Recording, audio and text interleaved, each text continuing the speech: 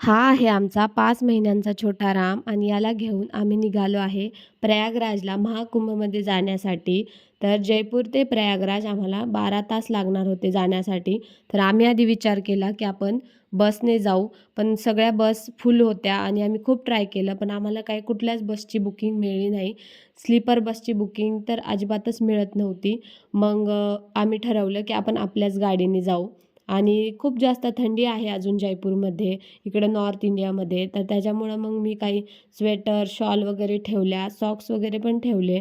रामचे पण काही कपडे पॅक केले, त्याचे डायपर, वेट वाईप्स ठेवले आणि 1-2 एक्स्ट्रा टोपी पण ठेवल्या, कारण की गरज पडते मुलांसोबत. आणि मग आम्हाला खूप पहाटे-पहाटेच निघणार होतो आम्ही. मग रात्रीच मी सगळ्या बॅग वगैरे भरून ठेवल्या. सकाळी उठलो आम्ही पहाटे, तर बाहेर अंधारच होता. मी माझं आवरलं. थंडी वाजत होती म्हणून मी पण स्वेटर वगैरे घातलं. रामला काय आम्ही उठवलं नाही सकाळी, त्याला घेऊन निघालो. मग नंतर 8 वाजता राम उठला आणि सगळ्यांनाच नाश्ता करायचा होता. मग आम्ही एका ठिकाणी नाश्ता करण्यासाठी थांबलो. पण रामने मला खूप जास्त त्रास दिला. तर मग मी आतच येऊन बसले गाडीमध्ये आणि मग सगळ्यांचा नाश्ता झाल्यानंतर मी नाश्ता केला आणि नंतर आम्ही परत निघालो आता प्रयागराजला